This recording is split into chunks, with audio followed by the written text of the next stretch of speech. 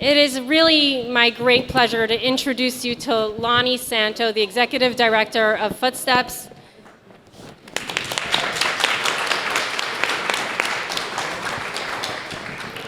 Lani will introduce the other panelists who are here. But what I wanted to say is that Lani is officially the longest serving Executive Director of Footsteps.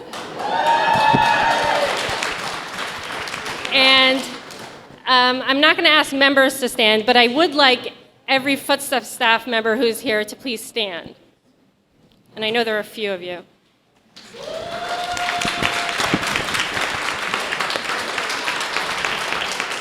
And one of the reasons I wanted to ask you to stand, and I'm sorry I didn't prep you and tell you I was going to do this, but is because the growth of Footsteps is really to Lani's credit.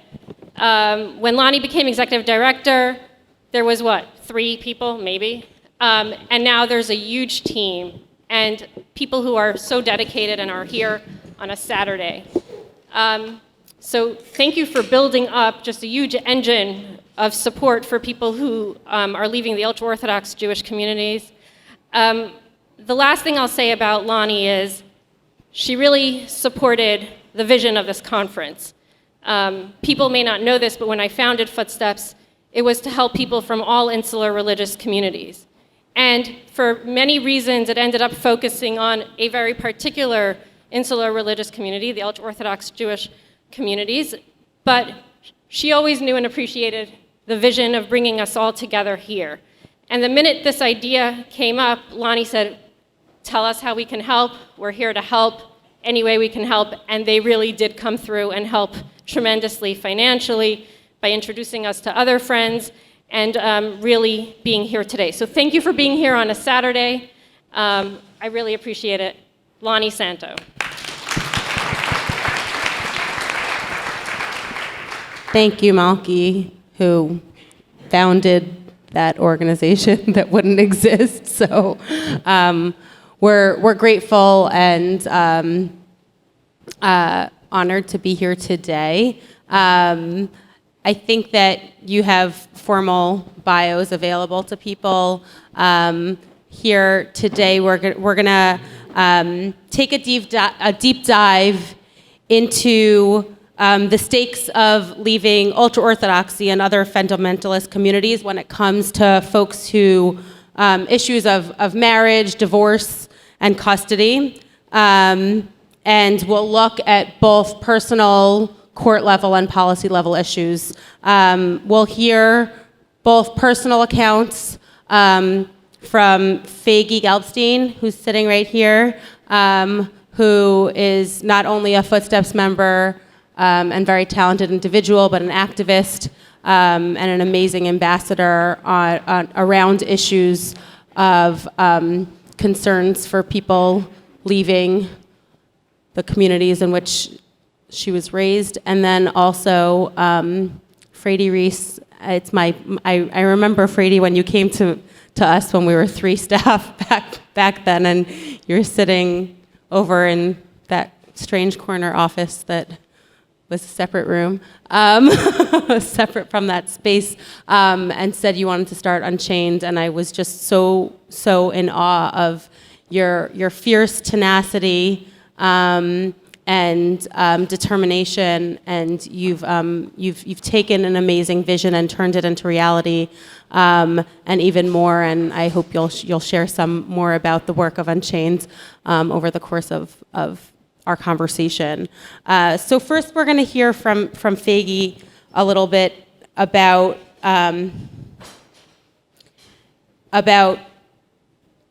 understanding what marriage looks like in the community in which you were raised, because that feels really important as a basis to move forward in this conversation. Hi, everyone. Thank you, Lani.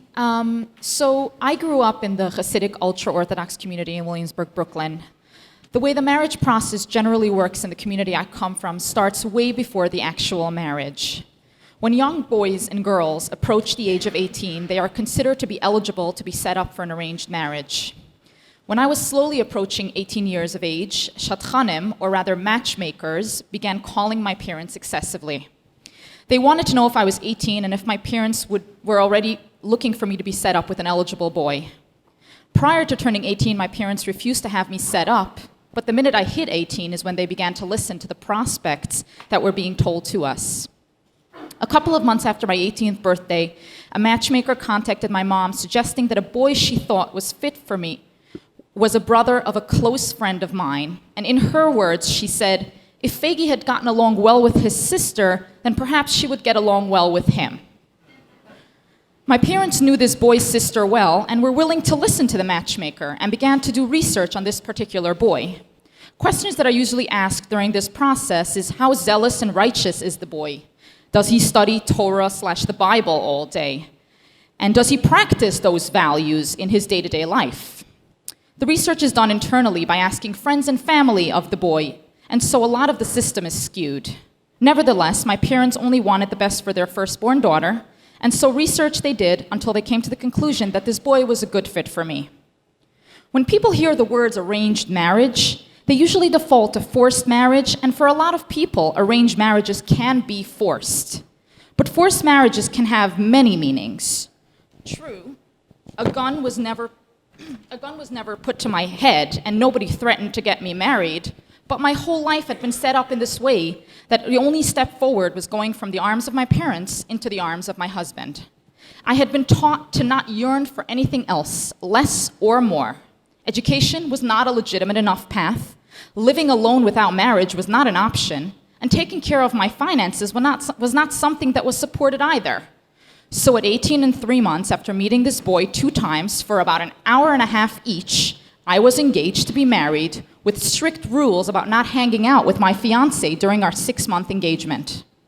I was allowed to talk to him on the phone, which many of my friends were not allowed to do prior to their marriage, and that was an added bonus. But anything more than that was not encouraged. Thanks for sharing that background, Faigy. Fraidy, in your experience working with fundamentalist communities across the country and other communities, what are the commonalities and distinctions people face when it comes to issues of marriage and divorce? Yeah, so first I want to be clear, at Unchained At Last, the organization that I founded to fight forced and child marriage in the United States through direct services and advocacy, we work with people from any community, culture, or religion that practices so-called arranged marriage, which, as Faigy said, often is forced marriage. And so some of the people we work with do come from fundamentalist religious backgrounds, some of them do not.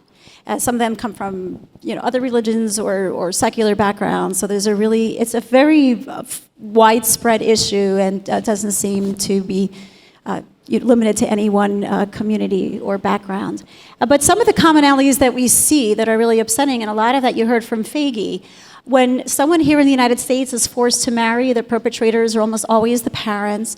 And when someone here in the United States has limited or no choice about entering a marriage, that person typically has limited or no choice about leaving the marriage. Getting out becomes extremely difficult because you're basically telling your parents, you messed up. And that means you not only can risk angering your parents, but in many cases can risk really crossing over a line. I mean, there are notions of, in a lot of these communities, these are honor cultures, where getting divorced is considered shameful and is perceived as violating a cultural norm and can lead to honor violence. In the years that I've been working at Unchained At Last, which is 8 years, we've seen 2 murders. And we've seen all kinds of horrific forms of violence. And we've also seen shunning, which is actually what my family did to me when I escaped my abusive arranged marriage, is they declared me dead. And people need to recognize that shunning also is a form of honor violence. Thanks for sharing, Fraidy. So Faigy, after you got married, you ended up pretty unhappy pretty fast. You were trying to do what good girls do and please your parents, and you ended up pretty unhappy and pregnant pretty fast. And you've talked to me about some of the core of the issues that you had being struggling with your sexuality. I'm curious for you, what were the key barriers that came into play and the key tensions that you felt where your right as an individual and came into tension with communal norms and expectations?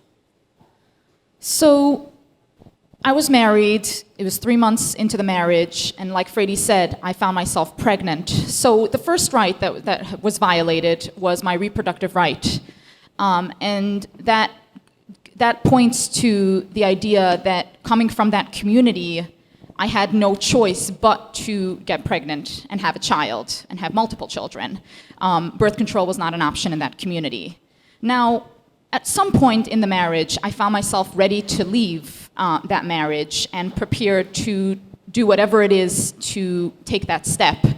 And I found myself at a loss because one of the barriers that kind of stopped me from taking those steps to leave was the idea that I had no financial independence at all. And what is, financial independence? So when I was being prepped for marriage, one of the things that I was being told was, when you make a paycheck, when you go to work and you bring home a paycheck, you give that paycheck to the man of your house. That is the rule, that is the law, that's how you do it. So keeping money for myself that I was earning by myself was not an option. So I had no financial independence to speak of. I also, and that lack of financial independence led to another great issue, another great barrier, which was the issue of finding housing. If I had no bank account of my own with money in it, and if I had no credit card of my own with a credit score to prove that I had a good credit, then I had no way of finding housing. And that kind of worked, as a double-edged sword, where it was like, if I was looking for housing within my community, nobody was going to give me housing because there were already rumors that I was that, shameful young girl that was trying to leave a marriage that she shouldn't be trying to leave at all. And if I was trying to find housing outside of my community, I had no money to put down, the exorbitant amount of money that landlords and brokers were trying to ask for. I didn't have that either. And I had no credit score. And so, from all sides of the coin, I was kind of screwed. And Faigy, earlier you had told me about something really resonant your husband said to you once about financial independence when you wanted to get more involved in your own finances and the money you were earning. What was that? Yeah, at some point I mentioned to my husband that I knew that he was struggling with our finances and I wanted to help. I wanted to become more involved, as this was also my home. And he told me very clearly, he said, you stay in your kitchen and I'll stay in mine. Taking that in. Thank you. So continuing on this theme, Fraidy, I'm curious to hear, and I'm sure others are as well, how freedom of religion versus freedom from religion, as well as the separation of church and state, how you see that those issues play out, both in the courtroom and on the policy arena. Well, that is huge. That's one of the biggest problems that we see, both for individuals who are trying to escape from marriages that they never chose in fundamentalist religious or other communities, as well as we're pushing across the country for legislation to prevent this from happening. So first, for those who are leaving, unfortunately what happens, we can, one of the prime examples of this that we see a lot of is the Orthodox Jewish community, right? The ultra-Orthodox Jewish community. Right here in New York City, where if somebody is leaving the community and getting divorced, what that person faces is divorce is almost never easy, right? But in this situation, unfortunately, what happens is the entire community comes out in support of the parent who's staying within the religion. And they will raise money to get the best attorneys for that person. And in many cases, the other person who's leaving, who has been shunned by his or her family, is doing this on his or her own in many cases, maybe representing his or herself, himself or herself pro se, going up against a team of really vicious attorneys. And the community will bring in witnesses to testify that this person was an unfit parent. I mean, imagine being in court and having your own mother and sisters testify that you are an unfit parent, which is something that we have worked with survivors who have experienced that, and convinced the court that this person should not only not have custody, but not have any meaningful visitation or contact with the children. And then because the courts are so biased, and that's a combination of corruption in the courts where these judges are worried about getting reelected, and the Orthodox Jewish community has a lot of political power, as well as this notion that has taken a hold in the court that somehow the status quo is always in the child's best interest.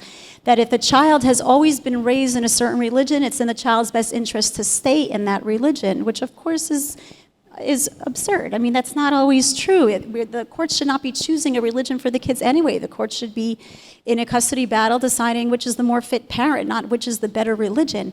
And so, unfortunately, in many cases, the parent who is leaving the religion ends up losing custody and visitation with the children. But then on the policy arena, we're seeing this as well. I mean, this is really shocking in a country where there's supposed to be separation of church and state, how little there really is of that. And we see this the most in the legislation that we're pushing to end child marriage, which is a huge problem in the United States. I'm curious if anyone here knows the youngest age you can marry right now in the United States. Just feel free to shout it out. I'm hearing 14, 13. I'm hearing a very sad 12, 11. That's really unoptimistic. You heard another, and these are all so depressing. Someone's saying what? There you go. Somebody said there is none. Correct. When I first started pushing to end child marriage in the United States, which was in 2015, there was more than half of the United States did not specify any minimum age for marriage, and that is still the case in a lot of states. And the problem with child marriage, I mean, there's so many problems with child marriage, but one of the biggest ones is that it can so easily be forced because children don't have the basic rights that they need. In many cases, in many states, they're not allowed to leave home if their spouse is abusing them. They can't get into a domestic violence shelter. They can't retain an attorney because contracts with children are voidable, and they're not even allowed to file for divorce because they're not allowed to bring a legal action in their own name. And yet, when we have helped to introduce simple common sense legislation in states across the US to eliminate the exceptions that right now allow marriage before the age of 18, which, by the way, the US State Department calls a human rights abuse because it has such devastating repercussions for girls, what legislators in state after state have said is, no, we are not going to end child marriage because God. And in many cases, what's ironic is that these legislators are assuming that marriages require child marriage, when in fact, I don't know of any religion that requires child marriage. But that has been our biggest obstacle in terms of ending child marriage. Thanks. Those are some pretty intense tensions. Faigy, you had a bit of a unorthodox, no pun intended, maybe there was a little pun intended in that, ending to your story, just so that people know that there are some happy endings here. Can you share what happened and how you got out of your marriage and what your life looks like with or without children right now? So yeah, I did have a little bit of a different story than most people do. Most people do end up in those horrific custody battles where they ultimately, a lot of them end up losing custody of their children. My story was a little different. I began taking the steps to leave, and then I ended up reaching out to several organizations that I found on the internet, one of which was Unchained At Last. And at Unchained At Last, I reached out to Fraidy, and she responded within 2 days, letting me know that what I was trying to do was very difficult and was going to be a rough road. But at the end of the day, if I follow and if I take the right steps, that it is something that can be possible. So, Fraidy, ended up, giving me different from social emotional support to, she ended up finding me a wonderful lawyer from NYLAG. New York Legal Assistance New York Group. Legal Assistance Group. She ended up connecting me to people that were going through, some of the similarities. I think most importantly, what Fraidy helped me with was just being there and guiding me through all the steps that were necessary to be taken. And obviously the biggest one, which was my lawyer, who essentially ended up getting me full custody of my son.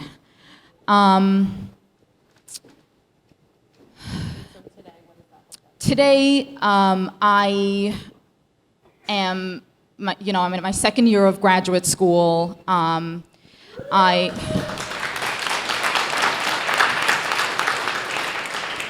Thank you. So one of the organizations that helped me at some point was Footsteps, who stepped in and kind of took over that communal void that was missing in my life. And again, emotional support, financial support, career advice, educational support, they were there for all of it.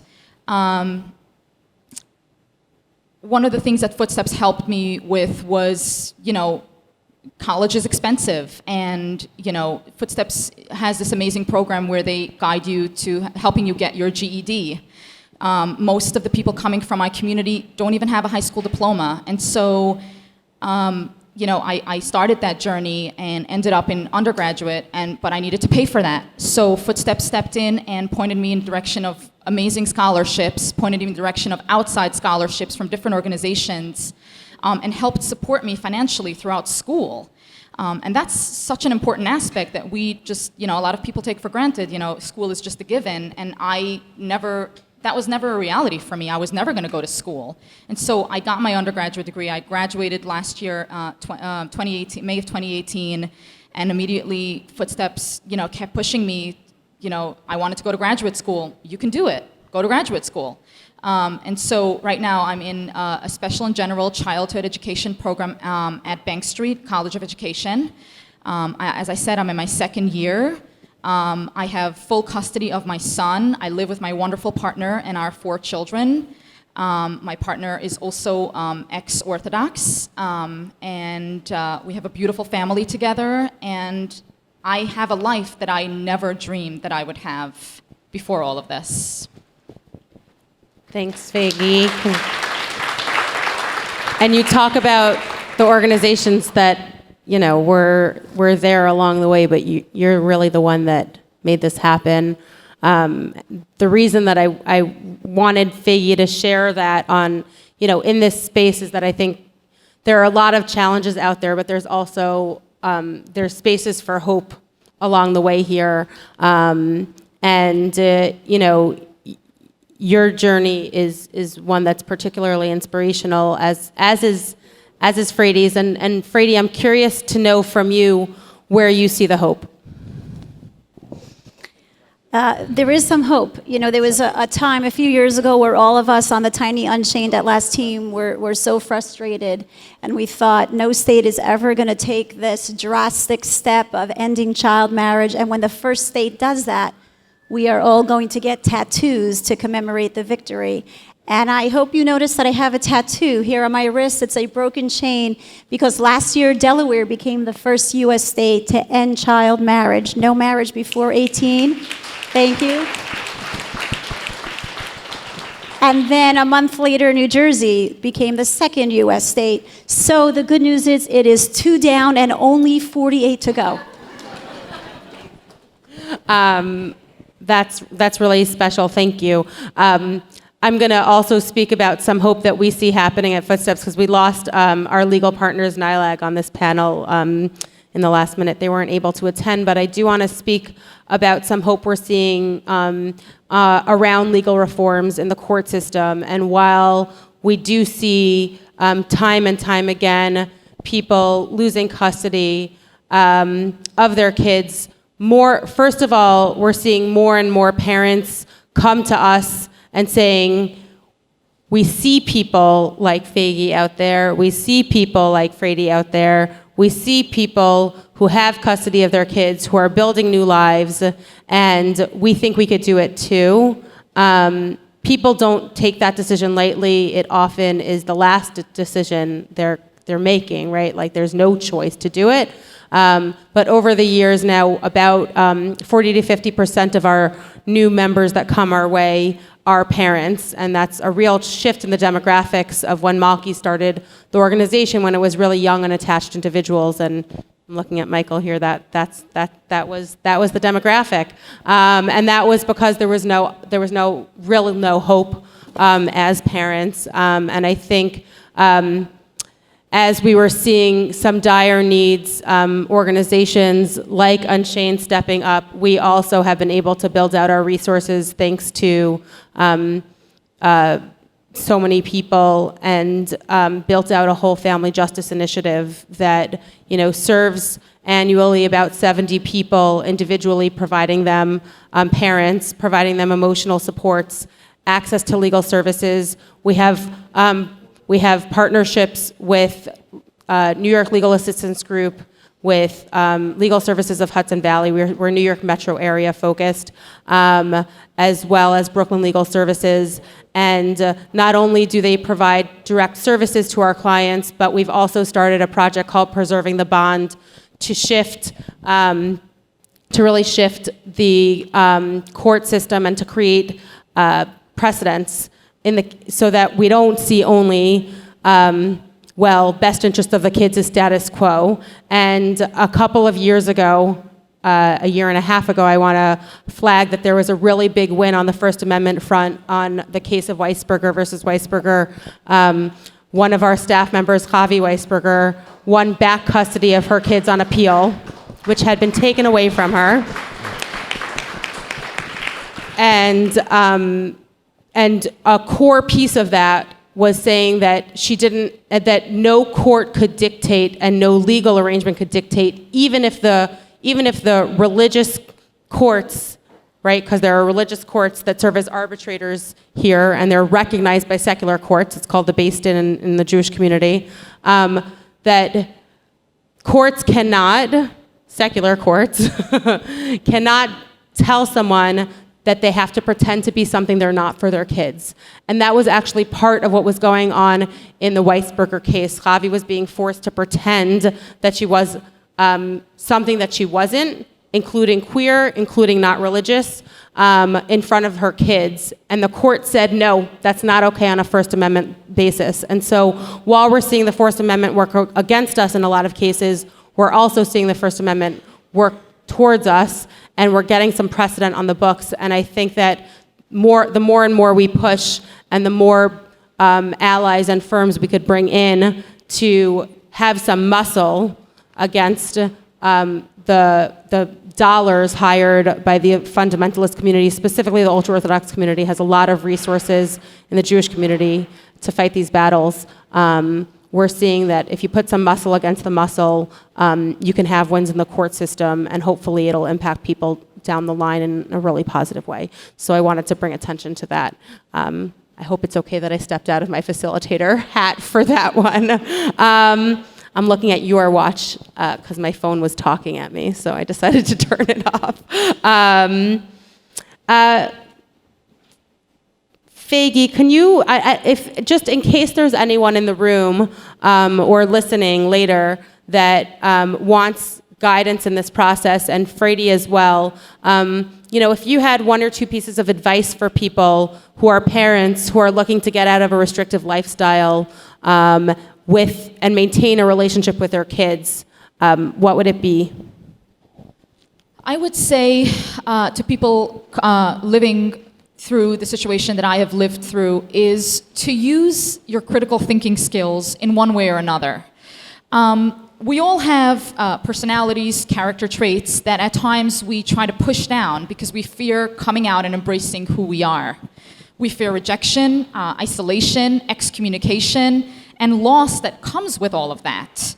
But we are only here once, and we have to make it count, and you have to push through and find those organizations that can help you, because they do exist, they are out there. Find those people that would help you build your community up again. It is possible. You know, I did it, you know, I had a positive ending, and my life, you know, it's not done yet. I am still striving towards more, but don't give up, and fight for what you know is rightfully belongs to you.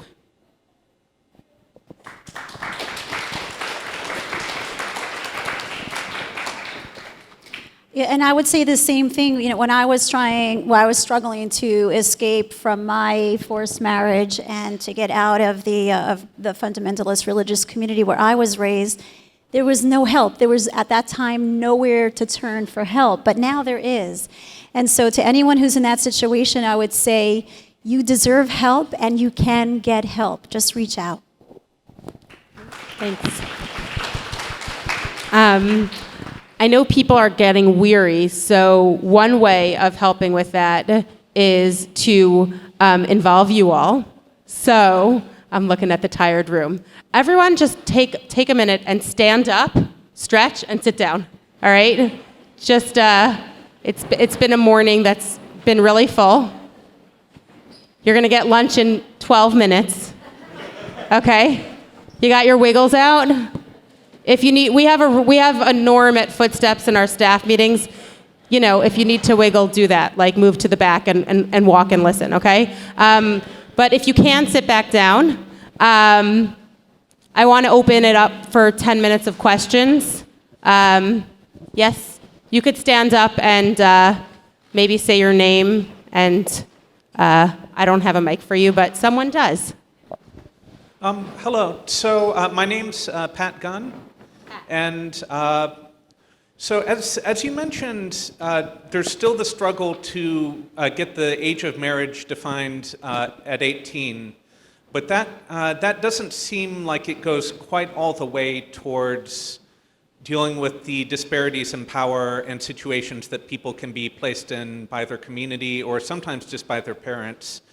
And it seems like if we really wanted to tackle this, we would somehow have a norm of marriage where you would have both parties be financially independent and potentially already living out from under their parents' thumb. Do you have any ideas for, A, does that seem like a desirable goal to you? And is there any way that we could legally structure that or encourage that wouldn't stomp on a bunch of other liberties that we probably should also care about? Well, that's a very good point. So our focus right now at Unchained At Last, we lead this national movement now to end child marriage. But we are very aware that child marriage is only one form of forced marriage. And our thought originally was, it's so easy to end child marriage. Legislators just don't know that these old laws are on the books, so it'll be really quick. They'll all give us a hug and a high five and move immediately and unanimously to pass this legislation, and then next year we'll move on to forced marriage of adults. And of course that hasn't happened, because 4 years later we have 2 victories to show for all our hard work. But we do have ideas in terms of the forced marriage of adults. So, you know, in 200 years from now, after I've ended child marriage, my ideas are, and I'll still be wearing short skirts and high heels. That's my plan. And We know. 100% you will. Well, you know, I lost the first 32 years, so now all the short skirts come out. But some of the ideas we have, and you know, and so forced marriage is much more difficult to define and to legislate away and even to quantify than child marriage. And so, in fact, when we first started doing this, you know, nobody knew how many children were getting married in the United States, and we at Unchained At Last retrieved marriage license data from across the U.S. and discovered that in just the first decade of this millennium, almost 250,000 children were married in the United States. Almost all girls married to adult men, by the way. Forced marriage is much harder to quantify. You can look at marriage license data from today until next week, and you won't know which ones were forced. But some of the ideas that we have are, other countries have done a much better job of recognizing, acknowledging, and responding to forced marriage. The United States has no laws that have been written specifically for forced marriage. Only a handful of states have laws that can even be used in a forced marriage situation.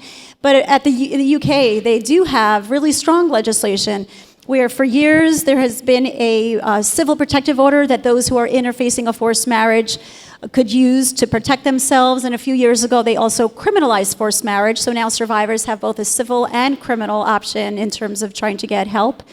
There's a forced marriage unit in the UK government that responds in individual situations when somebody is interfacing a forced marriage and rescues the individual, even if that person was taken overseas. There's a national hotline. I mean, we need all of this in the United States. And to get to the other piece of the question, could we imagine a day when? I mean, I can't. As long as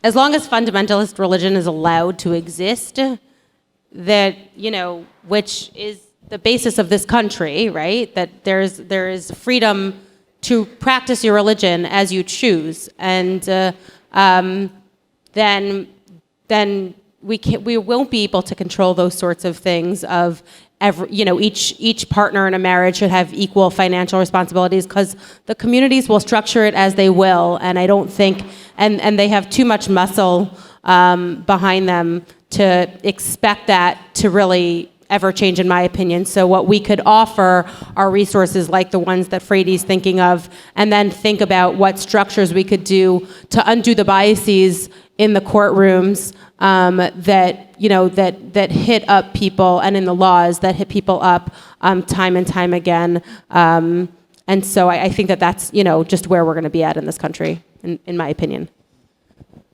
Over here.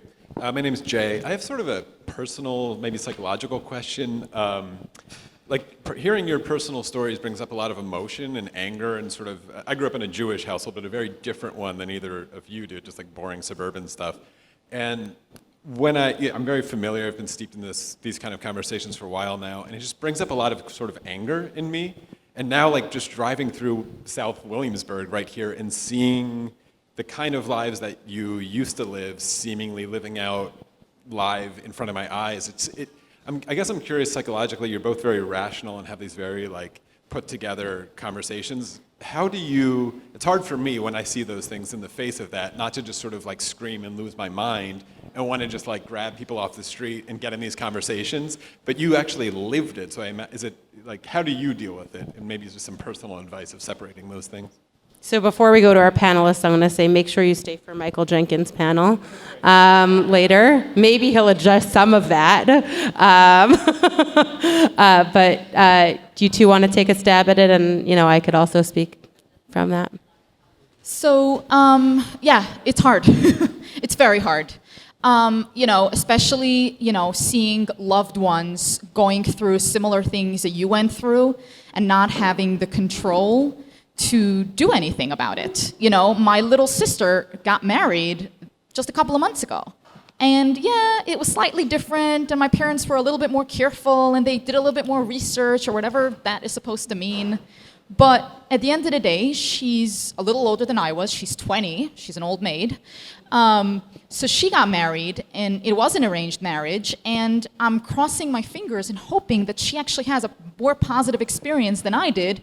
But in actuality, I can talk my parents' ears off, or I can talk her ears off, but she's still going to have to go through the motions of the same thing or similar things that I went through, and hopefully she has a better, a happier ending to her marriage, But I think, from like a logical, even, what you can do is you can be there for people. You can't infiltrate the community. I think that's very, very difficult to do. You can't grab people off the streets as much as we would like to, as much as I would like to. But I think what we can do is to be there for people that are going through any of those similar circumstances. So whatever religion they're coming from, whatever community they're coming from, whatever culture they're coming from, whatever it is, across the board, people want to be closer to living their authentic selves. And what we can do as humans is to be there for those people. Because yes, organizations were wonderful to me. Unchained, Footsteps, NYLAG, all those organizations were a huge part of why I am here today. But another huge part of why I'm here today is the people in my life that were there for me throughout this horrific time, throughout this huge ordeal, going through it, the emotional support of friends that I met through the grapevine or through these organizations or whatever it is. You know, be that person for someone, you know, whether it's a friend or a family member or anyone that's struggling with living their life authentically, you can be that person that could be there for them. And that is something tangible that you can do.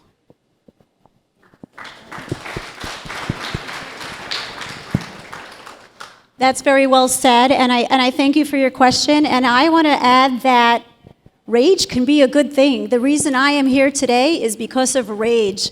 When I left, I was filled with rage, and I let it energize me, and I was determined to show them all that they were wrong. And I like to think that I've done that. Thanks. And you know, I'll say from Footsteps' standpoint, it's quite complicated, and I think, you know, Faigy hit on a lot of the pieces around human interactions. For us, we have a stance of choice and respect for all choices that people make, and that I know that for those of us who are on the front lines working with people day in and day out who are oppressed by people's choices and have experienced abuse and trauma as a result of people's choices, that's really hard to reconcile. I'll leave that there and also say, really in 30 seconds each, because I have a 30-second to add and I think we have 2 minutes left. What is one action you hope that people will take walking away from today? Because, you know, if there's anything important to do with a conference, is that people take action. So what would that be? You know, 30 seconds or less. Go ahead. Fraidy has one. I'll go first. Go to unchainedatlast.org. Please join up for the email list. Follow us on social media. Like everything that we post. And stay educated, stay updated. Join the movement to end forced and child marriage in the United States. And I'm just going to reiterate, be there. Be there for people, because you know, even in this room, there are people that are struggling to live authentically. So be there for them. Thank you. Before we have claps, yes. My one action is that if you're interested in conversations like this, that Footsteps is going to be having a convening that will explore lots of different issues, including commonalities between ultra-Orthodoxy and other fundamentalist religions on January 26th. So your action is to mark your calendars and sign up for the Footsteps email list, footstepsorg.org, so that when we send out the announcement for it, you'll be able to get your tickets. All right? Thanks.